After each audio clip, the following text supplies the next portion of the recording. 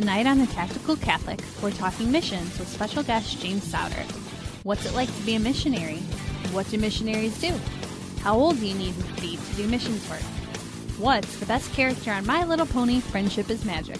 There's no limit to what we might cover tonight once we get to cruising altitude. Plus, you might get to join in the conversation. We're live and starting right now. Hey everybody, Tactical Catholic here, and welcome to episode, what are we on, 32? 32 episodes. It's crazy. We got 32 episodes of making EWTN look like the 700 Club. That's our new tagline. Yeah, I like it. I like it too. I like it. I hope it doesn't ever get me banned from EWTN because I really dig going on their shows. I don't want to get in trouble. They've got a satellite. Yeah. But so we had an interesting show last night or last week. Mm-hmm. And I got some really cool feedback. I actually saw Deacon Jeff Jarzymski and Tom Dorian from the Catholic Cafe. Mm-hmm.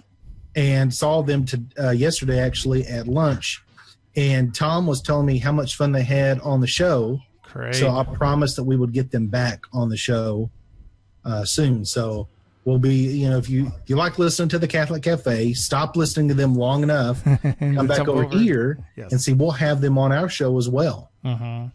And so we can talk about coffee or whatever, crepes. Deacon Jeff's been to Lourdes. So we could talk about Lourdes, mm-hmm, Knights of Malta. We could talk about really anything, deacon stuff. So we'll have them back on the show pretty soon. Great. And also, just got some feedback too. A lot of you were asking if we could hear more about George's story.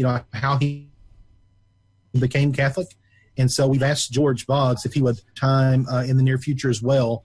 And share his story with you. So I'm looking at some calendar dates to get George Boggs back on the show. So again, thanks for your feedback, and thank you to our friends who left the nice reviews on iTunes.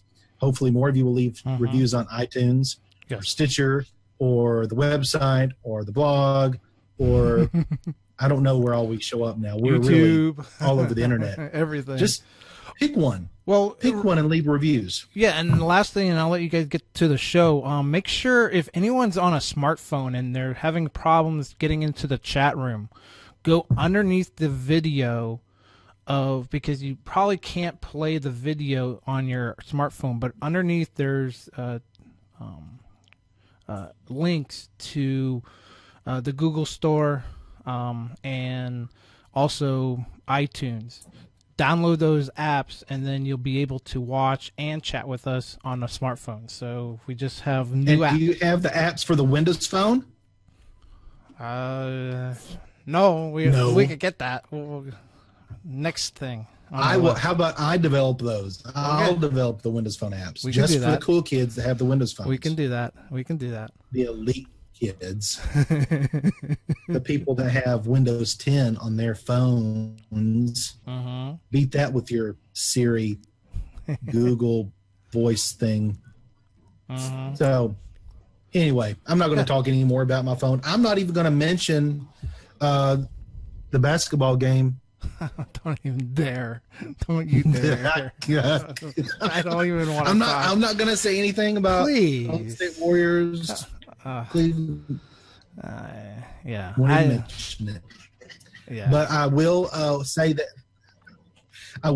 that tonight we have a special guest with us, and our special guest tonight is James Sowder, and James is joining us tonight via Studio C at his place, and so we want to welcome James to the program.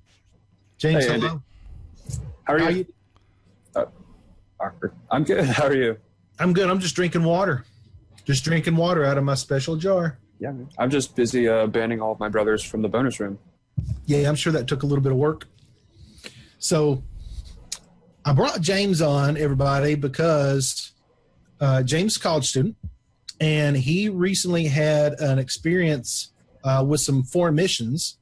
And so I was hoping that we could corral him on the show to talk a little bit about missions and his personal experience, and probably some other things. We might even talk about My Little Pony. I mentioned that we might talk about that later, but we'll start by saying, tell us where did you go on your mission trip?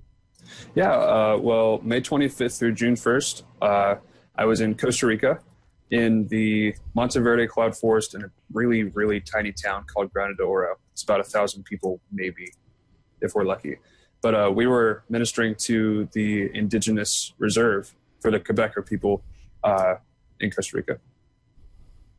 Where is Costa Rica? Is that Central America? Yeah, it's so Panama, where the Panama Canal is, the really tiny country that connects North America to South America. It's the first country right above Panama. So it's a pretty poor country. The region we went to was actually the poorest region in this country, and they're just super, super isolated. So this indigenous tribe called the Quebecer, like I said, they pretty much lived the same way for about the last 2,000 years. They've been in the same spot. They're really hard to access because of mountain roads. It's always raining, and just nobody really takes care of them or helps them out. So they need a lot of help. And it was a really cool experience that we got to go out there and help them. We did a lot of evangelization, going door to door, talking to them, things like that. Well, now, how did you even hear about these people? Okay, well, I think it's really funny that I actually ended up going on this trip because I was at Texas A&M last year at St. Mary's Catholic Center right beside campus, and I was sitting in Mass, and I was there at the end, and they were talking about announcements, and they said, oh, and also we have our 3 mission trips of this year coming up. And every year they send one to Honduras, I believe, and one to Dallas, and then this year they started one to Costa Rica. So I heard them talking about it, and I was like, man, that's a really cool idea. I wish I could do something like that. Okay. And then the next week I came back, and they said it again, and I was like, man, that's really cool. I wish I could do something like that. And the next week I was like, wait, why can't I do something like this? Because I was thinking about it, and I was like, I'm just a freshman. I probably can't go. Money, I probably can't go. But I just applied for some reason. Like I called my mom. I was like, hey, Mom, I applied to go to Costa Rica this summer. And she's like, what are you talking about? So, about 155 people applied, and they took 12 of us. Oh. So it was a big deal that I got in as a freshman. And there was definitely somebody else with a hand behind that. So that's pretty cool. And now the St. Mary's, the Aggie Catholics, they're on Twitter. That is a really active, happening student mission on college campus. Maybe one of the largest, if not the largest. Yes. So Texas A&M, I think it has the most amount of Catholic locations come out of it every year, out of any public university in America. Also, they have the #1 most active college campus for the Knights of Columbus.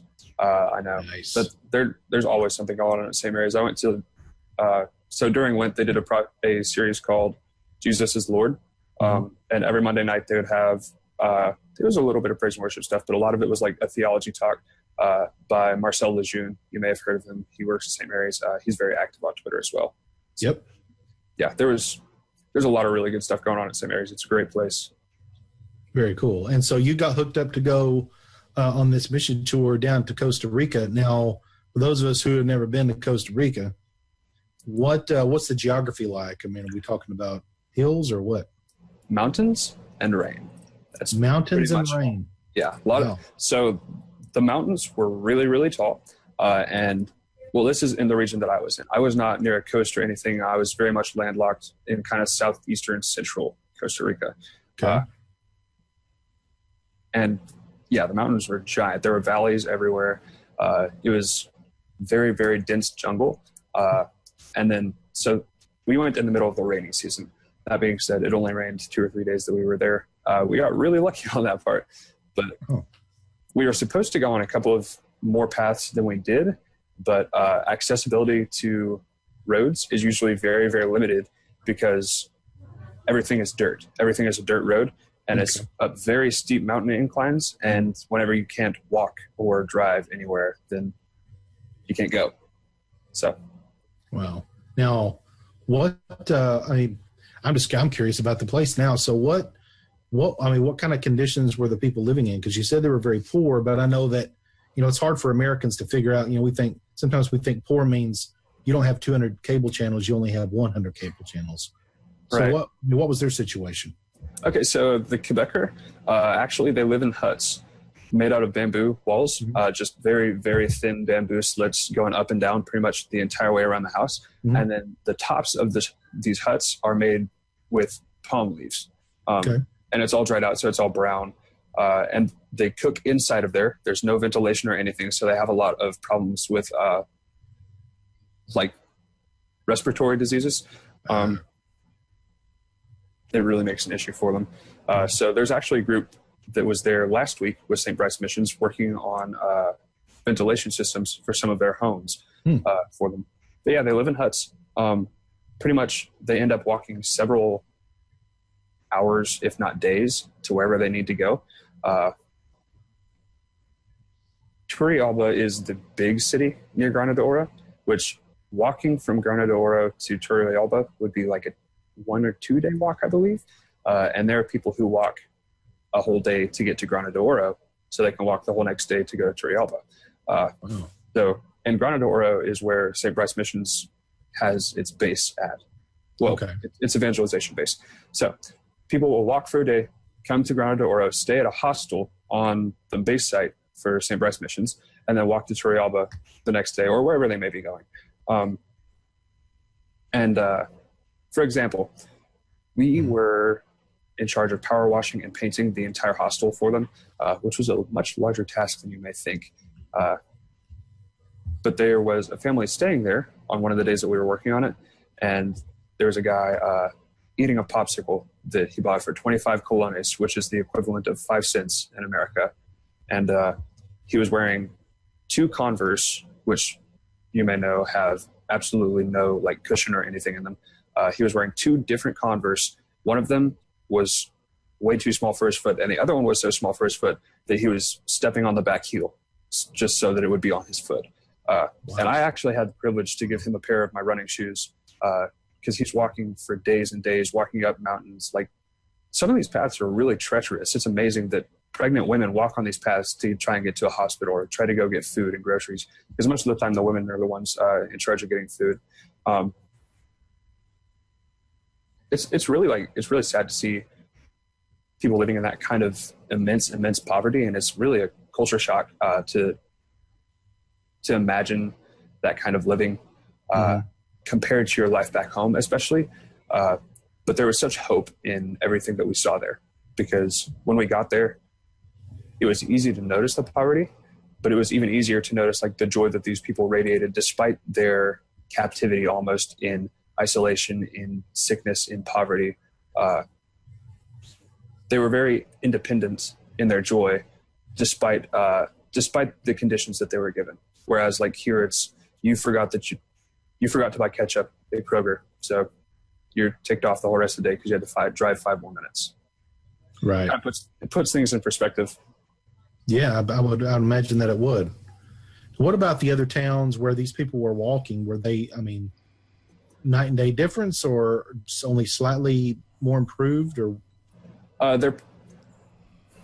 So the indigenous people typically don't live in towns per se.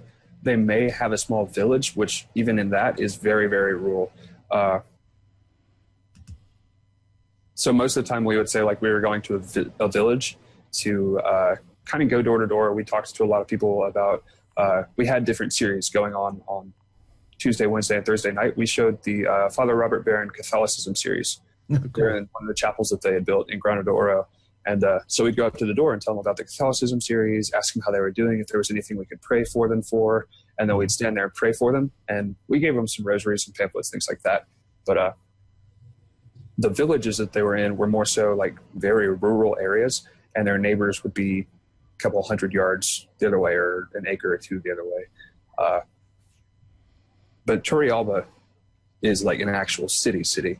And it's actually built on top of a volcano. If you Google Turrialba, you will find probably the volcano, which has been erupting a lot lately. It's closed the airport like several times in in the past month.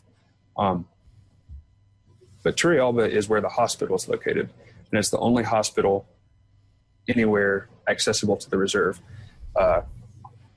So it used to be that women would walk to the hospital trying to anticipate when they would go into labor, because you can't stay in the hospital before you're in labor. So they would wait until they got into labor and then try to walk 2 days to go to the hospiil. So infant mortality rate was one of the highest in the world. I can imagine. Good grief. 5 years ago, before St. Bryce Missions was founded, it was one of the highest anywhere. But when St. Bryce Missions was founded... Okay, so that's the situation that you were in. Yeah. Okay. So St. Bryce Missions was founded. They're in Grana de Oro, and they have a home in Turrialba. The Mitchells... I'm sorry, backtrack real quick. St. Bryce Missions is not just like an organization. St. Bryce Missions is a family from Lafayette, Louisiana, who works in conjunction with the Diocese of Lafayette and the local diocese there in Costa Rica. And it's a family that gave up everything they had, sold all their belongings, and moved to Costa Rica to minister to these people in the name of the Catholic Church in missionary work. So they have a home in Turrialba that they share with up to 40 other women at a time. And all these pregnant mothers that otherwise would be walking to Turrialba for days while they're in labor can walk to Turrialba or ride the bus to Turrialba, however they can assist them, they will. And stay in the hostel at their home for up to 2 months before they have their baby, and for a little while after they have their child as well. And they call that the St. Francis Emmaus Center there at their house. But part of also what they're able to do at the St. Francis Emmaus Center is kind of help teach maternal traits. Another reason that infant mortality was so high was because the Quebecer, there are a lot of positive aspects about the Quebecer culture. However, one negative aspect is that they don't really pass down maternal traits well at all. Oftentimes because they get pregnant at such a young age, and most of the time these girls don't have a say in who the father is or at what time they will have a child. Their kid kind of becomes their doll. So if they don't get the doll that they wanted, like if they have a girl instead of a boy, then they're really upset. They don't take care of them very well. They don't want to feed it. It generates a lot of problems with whether it's communication or the way that they show love or the way that they actually take care of their child. So Greg Mitchell and Colleen Mitchell, who are the father and mother of the family that is St. Bryce Missions, are both like certified lactation consultants. They both help try and pick out clothes for the babies, things like that, just to kind of encourage love and nurturing amongst these new families. Yeah. It's a sweet setup they've got. It's really cool. Wow. It's amazing. So now, so what were some of the other specific things that you were doing yourself while you were down there? Okay, so I told you we went door to door, and that was not just in Grana de Oro or even just like one remote village. We went to a place called Quetzal. We went to a place called Chiprignac, which means the end of Chipre, which was the region they were in, and a couple of other very rural places, and went door to door for that. But at one point, we spent an entire day searching out a school that nobody had really been there in 2 years, who was Christian before, to help kind of, how do I say this? Nobody had been there to evangelize them in over 2 years, pretty much. So we went to a village in the car. We would fit 9 people in the 4x4 car and fit everybody else on the back in the trailer. So we rode in the trailer for about 30 minutes to get to this village, riding on this dirt road up the mountain, which was a huge pain. It was not very comfortable. But we got to the village, and Greg asked somebody where the path was to the school, and they pointed it to us, and we hiked through the jungle for about 2 hours,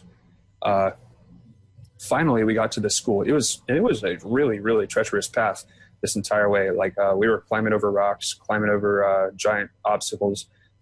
We had to cross a river at one point that had no bridge at it. And people were slipping and falling left and right, all kinds of stuff. So you think about, like, as a kid going on this path just to get to the school, or as a mom who may or may not be pregnant, who may or may not be carrying a 50-pound sack of rice on her shoulder, there are some very real consequences of this environment. Wow.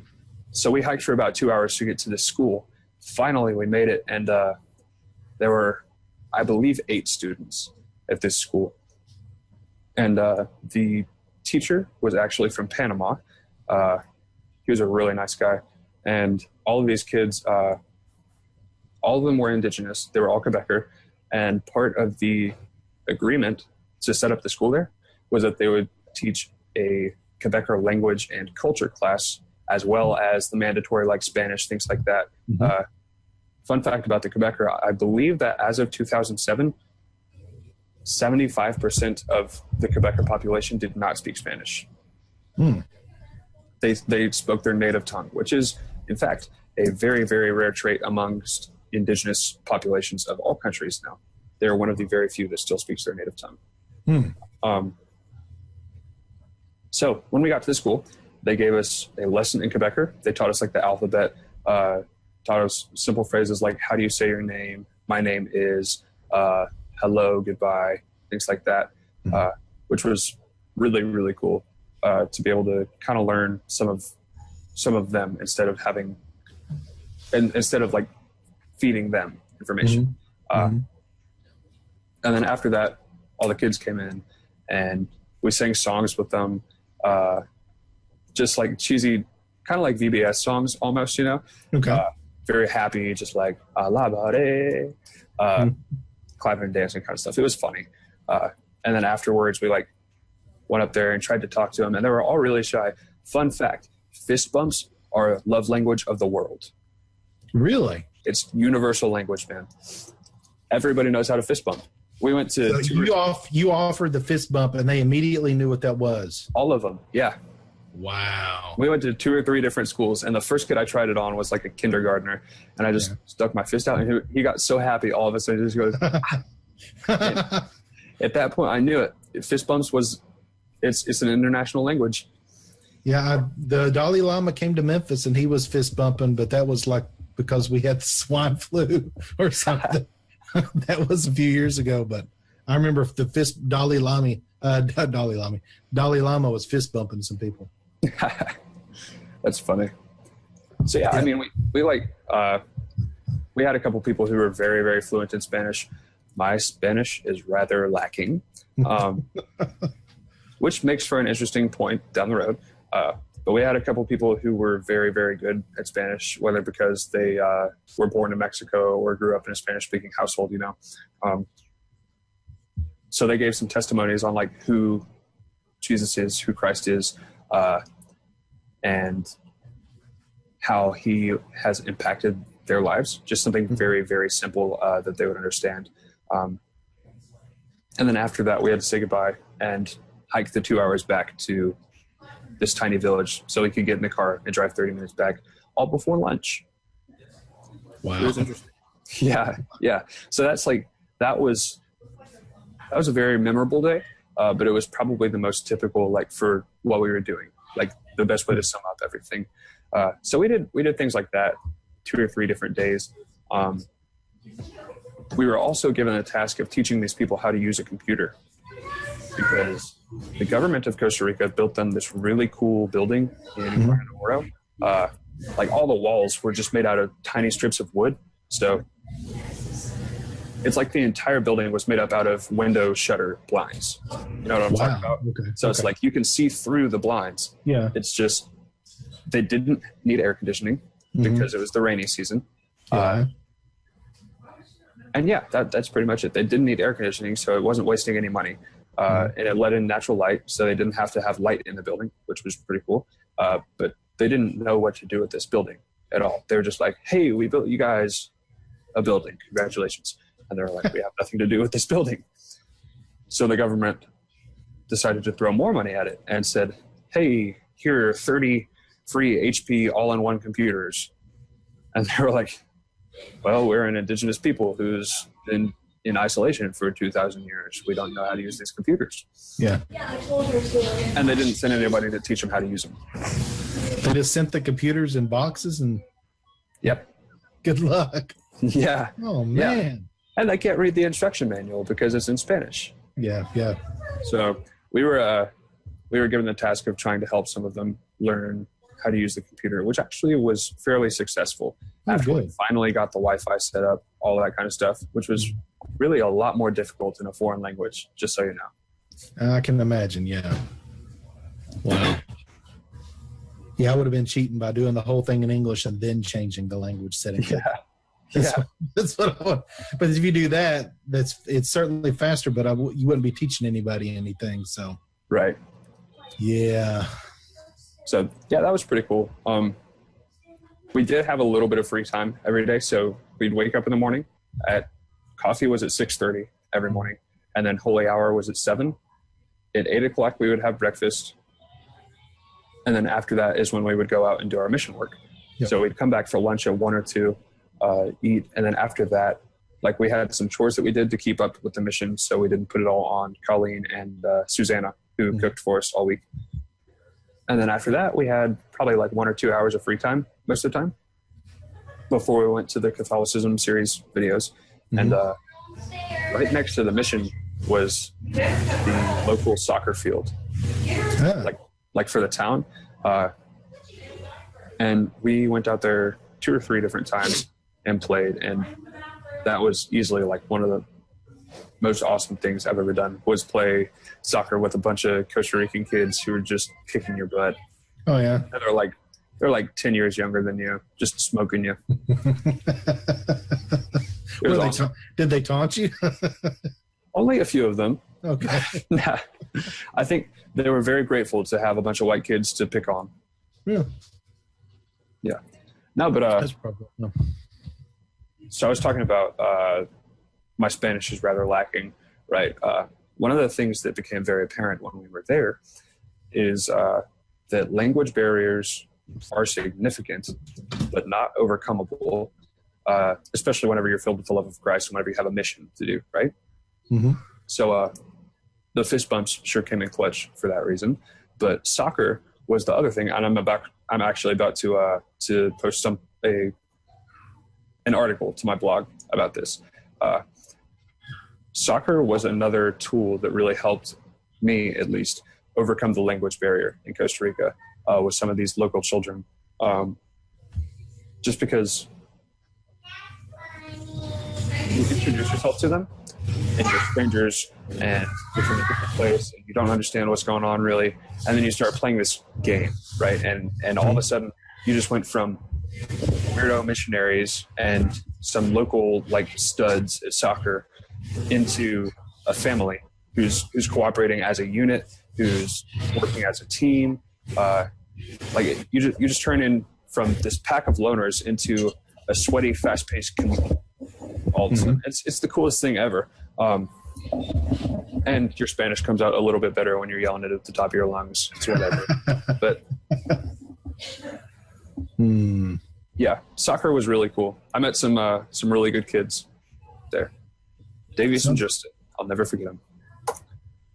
See, soccer, I am horrible at soccer. I know. Do not have so much the mobility. So I guess there's not a whole lot of wrestling going on in Costa Rica. You know what? I bet you could probably wrestle one of them, but I don't think they'd take very kind to it. Yeah, I'm thinking that their dads might say, "I'll fight you," but they don't. I think the other difference is that for soccer, you just hold the ball and they understand what you're doing. Right. For wrestling, you show up in a unitard and start pushing them around, and they think you're trying to fight them. Yeah, I'm not going to try that. Yeah, probably not a good idea. Speak Spanish if you try to wrestle. That's the method. Yeah, and I don't know any Spanish. Me neither. Yeah, I took it in high school. My coach was my teacher, but I don't know any Spanish. I know enough to get around San Antonio, and that's probably just because they know a lot more English than I know Spanish. Yeah. I mean, I took 2 years in high school, and it took a lot of exercising to kind of get it back a little bit to where it was. A lot. All right. So here's the tough question now. We got the St. Bryce Missions under your name, right? So that way people can check it out, because I'm sure if you're listening to the podcast or if you're watching live and you want to pop over to, it's stbryce.org, right? Yeah. If you want to pop over to their website, you could pop over, and I'm sure there's a million ways that you can help them, but you can start by praying for apostolates like this that are out in places where you and I are likely to not be going anytime in the near future. And so we can find ways to help. And then, when your dad was telling me about the trip and the things that you were going to be doing down there, I thought, well, that's, really kind of an inspiration for the people that listen to my program, because, as the focus guy told me, I'm too old. But, I think that there are probably some things that I can do. Maybe I'm not going to go play soccer with a bunch of Costa Rican kids, but there may be some other things that I can do in my community or in my area, and just to start thinking of evangelization and being missions minded. I mean, that's part of the reason why I wanted to have you on, because I think it's an inspiration to other people that they could do it. So walk me through this one thing. I know my internet keeps popping in and out. I'm having to call my provider. So walk me through that thought process when you were initially hearing those announcements at the Catholic Center. What was going through your mind? I mean, to kind of get from where you were, well, that sounds interesting, that's cool that they're going, to, I really want to go. What was that? What was going on? Okay, so I think at first it started out as go to Costa Rica, and then it was go to Costa Rica, tell people about Jesus, and then it was tell people about Jesus and go to Costa Rica. So there were a lot of different steps along the way, right? After I applied, I had to go to an interview. And Clotilde Pichon, I'm really not sure. I just butchered her last name. She's French. It's not my fault. She is one of the heads of mission work at St. Mary's there in College Station. And I went to an interview with her, and she was asking me like, oh, well, why did you apply? And how do you think you'll be able to communicate with these people, and why was this special to you? And I hadn't really thought about it a lot at that point, but like just the more that I talked with Clotilde about it, it was like, man, this is a really, really cool idea. Especially with the St. Francis of Emmaus Center. Like my mom helps out at Birthright a lot. Like kids are just something really cool in my family and in yours as well. So kids got me on train too. And then we went to these meetings. There was probably one or two every month until we went to Costa Rica, actually, between December and May. I think there were two. And we had a retreat for it. But at every meeting, we would read kind of a compilation of things that St. Bryce had put together. And it was all from Missionary Ad Gentis, and from Vatican II documents, and from St. John Paul II documents about how to be missionary, about how to behave whenever you're a missionary, about why we should all be missionaries and why we all are missionaries, how we are all missionaries. And a lot of it involved very particular information about the Quebecer people as well. So it's just like the more that we went to each one of these meetings, it was like, man, I really want to meet one of these guys. Like I keep hearing about him. I just want to see him. I just want to talk to him. I just want to like help them all that I can.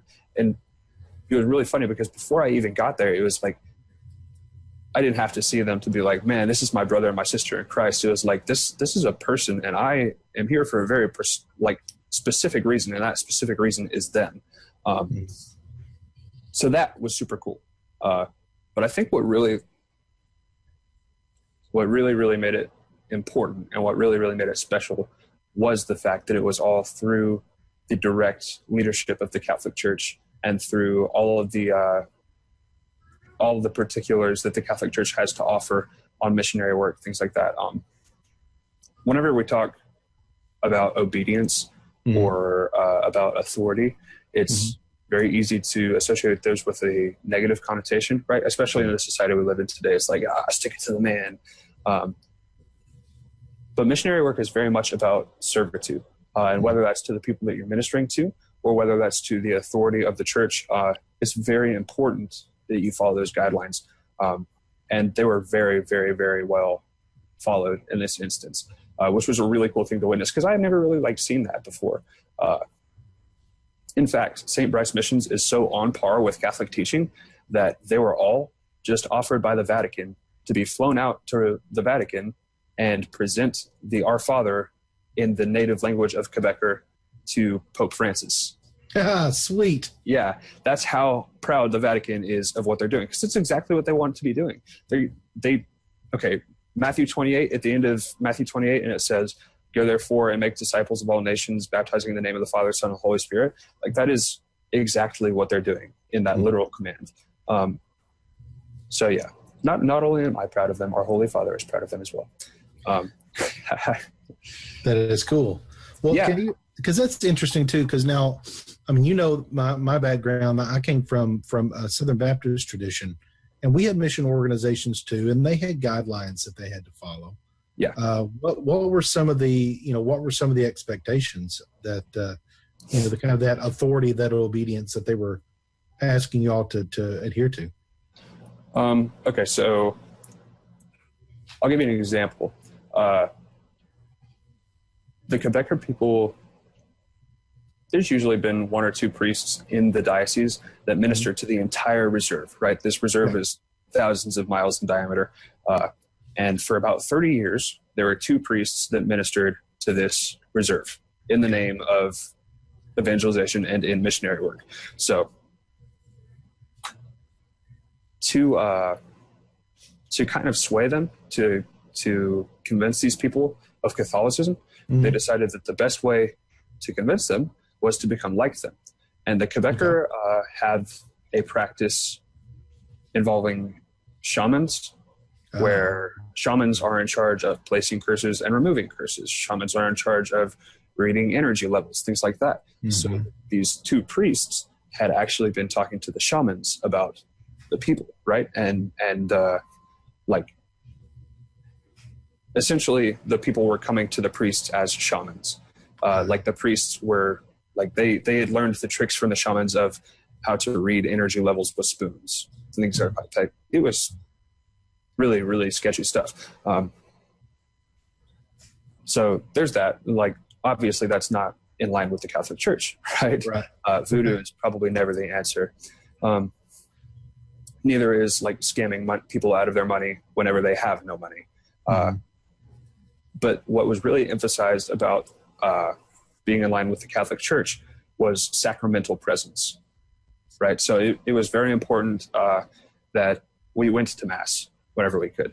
And this wasn't necessarily directly from Missionary Adventists or anything like that, but it was very important to the mission that we had Holy Hour every morning, that we had time to reflect on what we were seeing, what we were doing, where God was moving in our lives, in these people's lives, and what we were doing.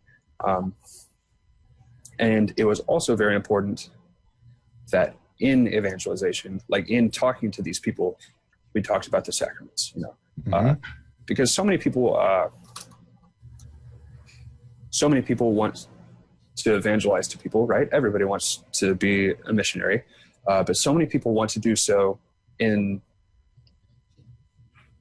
things other than sacraments, right? So many people want to draw people in with big, fantastic K-Love radio music, right? Or so many people want to draw people in with just a great speech, right?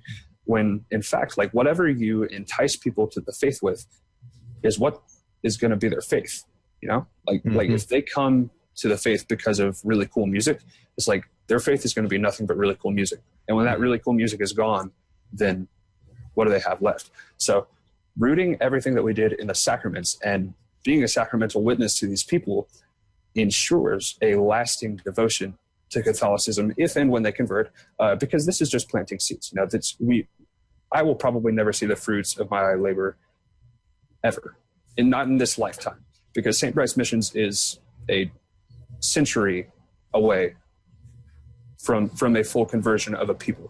Several centuries. That's how it always has worked. A couple centuries ago, all of our ancestors were probably pagans. Funny how that works, right? They probably didn't know they would have an awesome great grandson like me.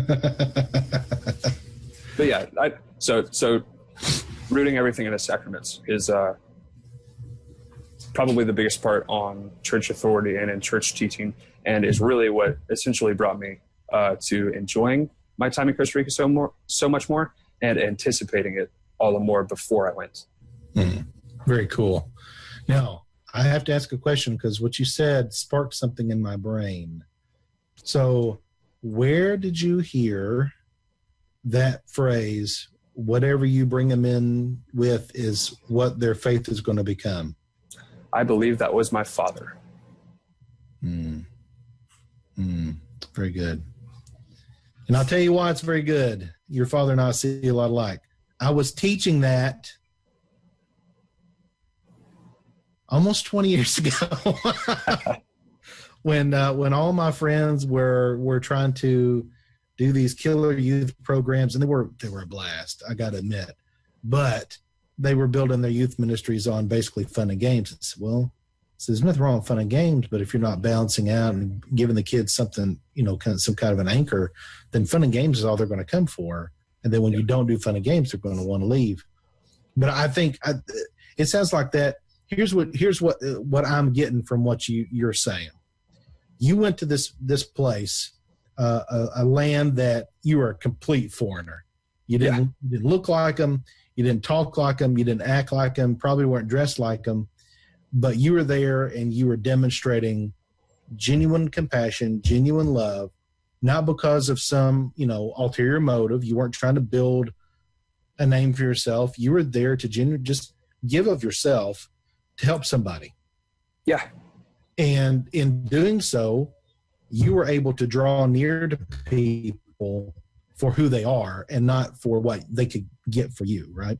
And I sincerely believe that is the way that we're supposed to do missions, not just in Costa Rica, but wherever we are. Yeah. Through our friendships. And this is the amazing segue that I crafted. Because I'm willing to bet that you developed a kinship and a camaraderie with the other missionaries that were there with you. There are 12 of you. Yeah. Plus the missionaries that were there. You probably developed relationships and a bond in serving alongside these people. Am I right? Yes, definitely. See, because I believe that the element that's common to both of those things is community. Yeah. And so a lot of the people that listen to our podcast are guys, and it's always my challenge to try to find ways to encourage guys to build community. It's easy for girls to build community. And I'm sorry, ladies, if you're offended by that statement. I don't see why you would be. But it's easy for girls to flock. Look, y'all go to the bathroom at the same time. Guys don't do that. We would rather be 2 stalls apart from another guy. We don't go to the bathroom at the same time. So community is kind of something that comes more naturally to ladies. But guys, we need that. And so you don't have to go on a mission trip to develop it. But if you're in a situation where you're giving of yourself, you're kind of in that community building mode, because that self-donation, that sacrifice, that's what it means for us to live as sacramental people. We receive the grace from the sacraments, not because we're going to get something that we keep to ourselves, but at the end of every Mass, we're being sent. That's what Mass means. So we come to Mass, we receive the grace, we go to the Eucharist, we go to confession, the grace that we receive in our sacraments are not given to us just for our own self or for our own sake, but for the people around us.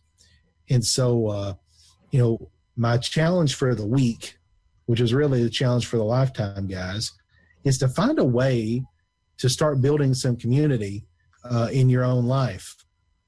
Now, it might be that there is a group around you like St. Bryce Missions that's kind of connected to your parish or connected to your community that you can get to be a part of, right? We talk about our sponsor, Fulton Sheen Rosaries. The Sheen Rosaries, the proceeds from them go to help school children in, where's the kids? Uganda, right? I'm working with no notes, people. Yes. Yep. So you got it. So they're helping school children there. That's, when you buy a rosary, awesome paracord rosary, which I told you were useful in survival situations, you can also help people out in a place where you might not ever get to go. But you're connecting yourself to those people. You're connecting yourself to St. Bryce Missions when you support them with your prayers, with your finances, with your time.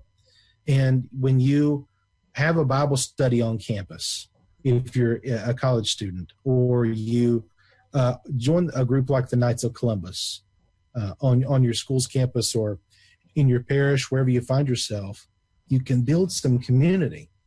Because I'll tell you, and because I always keep tabs on James, I kind of know, he's been building this kind of community, because I hear the stories about the friendships that you develop and the influence that you're able to have.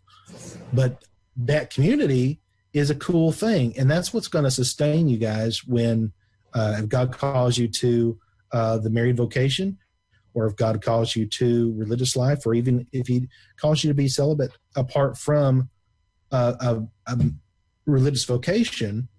That community is what's going to sustain you. And obviously the sacraments are the source of that community, but it's that self-sharing in the community life, being vulnerable to somebody else and laying yourself out there. You can get stepped on. I was struck this week by the story of a friend of mine who, he was just having some issues kind of in his own marriage, and he kind of made himself vulnerable just by kind of just breaking down and telling his wife everything. Well, she kind of stomped on him, and it was hard. It was hard for him, to kind of lay himself out like that. But what else are you supposed to do? You can't keep it to yourself. You can't be all balled up and I'm going to take care of my own business. I'm going to take it, because you know what? You can't. We need friends. We need community, because that's the only way we're ever going to get stronger. And you're going to run into people that are going to take advantage of that. It happens. It happens sometimes. But I think more often than that,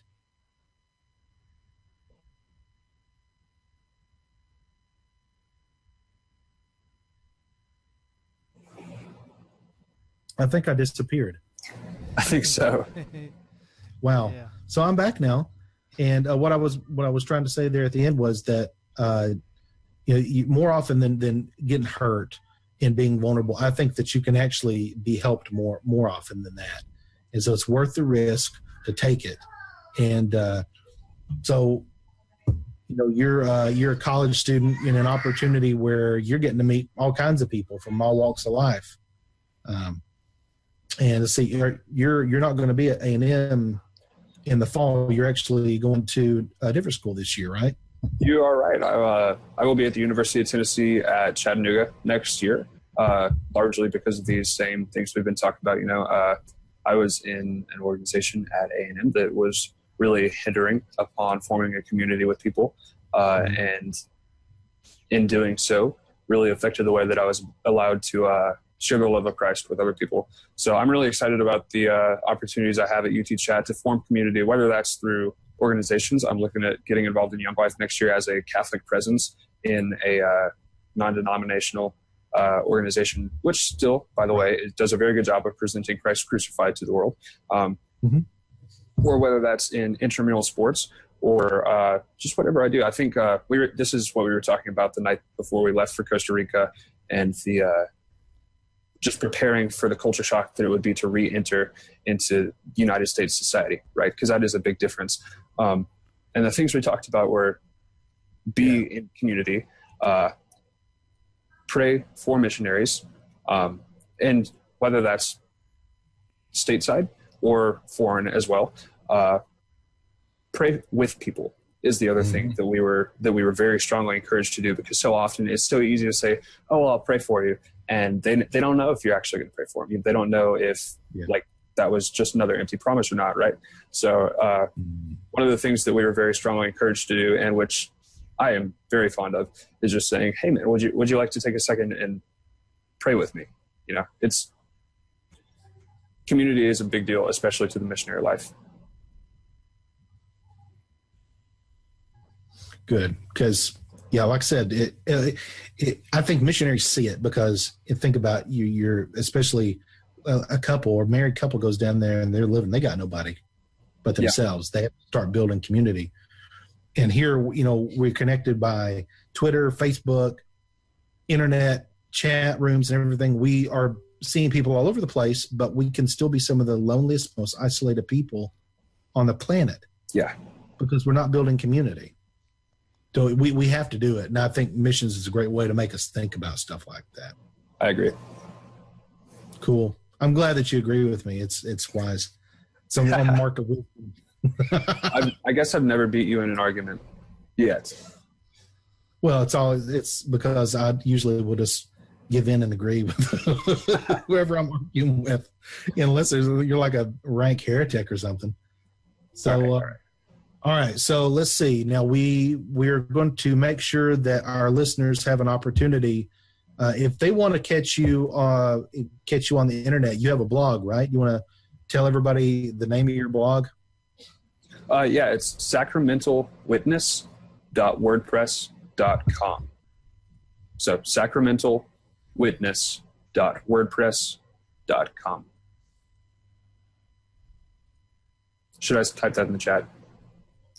Very cool. And Kent's popping up a picture of it now.